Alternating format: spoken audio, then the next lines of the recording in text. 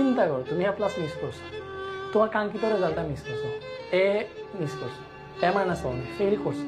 তুমি চিন্তা করো তোমার সিচুয়েশনটা তখন কিরকম হবে। এসএসসি এর পর 3 মাসের পর রেজাল্ট দেয় না, তো এখন জাস্ট ওই লেভেলে পড়ো যাতে অ্যাটলিস্ট অ্যাকসেপ্টেশন যেরকম ওইভাবে যাতে রেজাল্টটা হয়, বুঝে বুঝে পড়ো। চিন্তা করো যখন এ প্লাস মিস করবে তখন কি হবে। দেখবা তোমার স্কুলে তোমার ফ্রেন্ড তোমার পাশে যেসব সময় তোমার বেঞ্চে বসছে ও পাইছে এ প্লাস, তুমি পাও নাই।